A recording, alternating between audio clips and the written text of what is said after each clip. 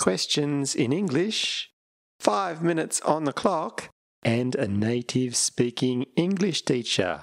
Welcome to 5 Minute Friday.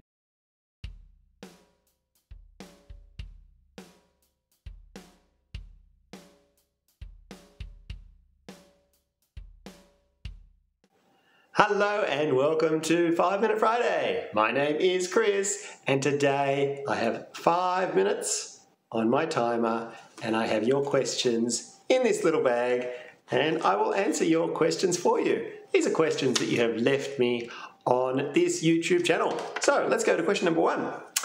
Question number 1.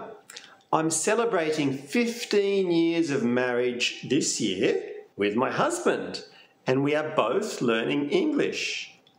Do I say wedding birthday in English? No, we don't actually use birthday for this particular event. We use the word anniversary. Yes, almost like in French, wedding anniversary, we say. The only time we use birthday, if you have a good look at that word, birthday, it is for the day of our birth. That's the only time we use birthday. For other events, we use anniversary. So yeah, congratulations. 15-year wedding anniversary. That's very good. Very good. Congratulations and good luck to both of you learning English. Thank you for your question. Let's go to question number 2. What is better, British English or American English? Well, neither are better than the other.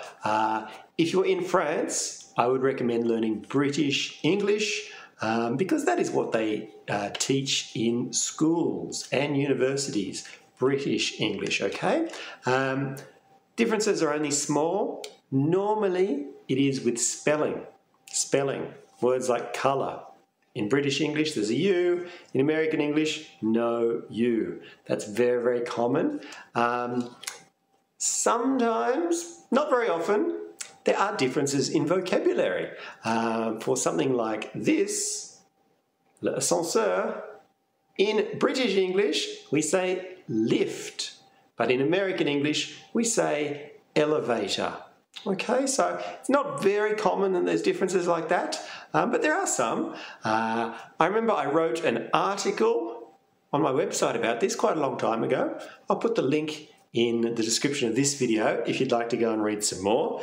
And I think I even did a video maybe 2 or 3 years ago about this too. I'll put the link down there too for you. I'll find that.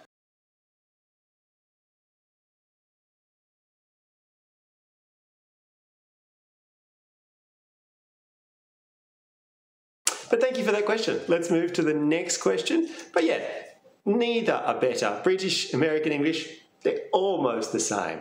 Maybe if you are working for an American company, learning American English would be better. But yes, normally if you're in France, I'd go for British English. Next question. Could you explain me when I can use none in a sentence?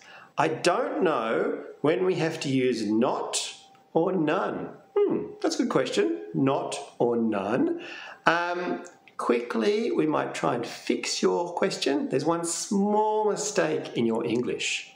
Have a good look at that question there. One small mistake. Can you see it? Small grammar problem. It's the explain me. Explique-moi in French. Doesn't translate exactly the same in English. We have put a little preposition in there. We say explain to me. Explain to me, okay? There's a few verbs in English, a few little expressions that don't translate exactly like that. Very, very common fault. Very, very common for a French speaker to say explain me, but no, we say explain to me. I covered that in another video too. I'll find the link for that video and I'll put that link down here too if you want to go and look at that.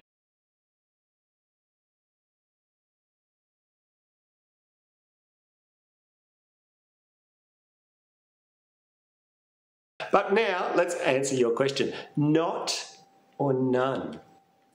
None is the negative of one. One. It's like an abbreviation and it means not one. okay? Not one. Do you have any friends? None. I don't have one friend, okay? Not is the negative, and it's normally used with a verb, or it could also be used with adjectives and adverbs, but it's for making something in the negative. For example, I do not have any children. I do not have any children, okay? So I'm using the negative of the verb to have there. She is not very intelligent. She is not very intelligent.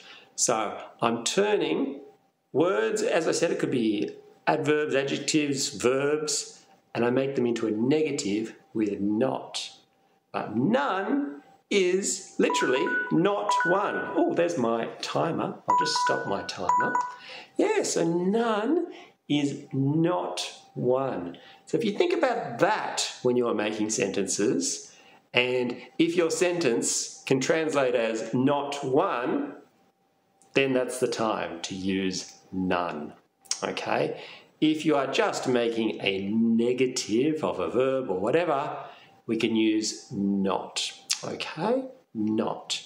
But yeah, none, not one. Really, really good way to remember that particular one. Not one, okay?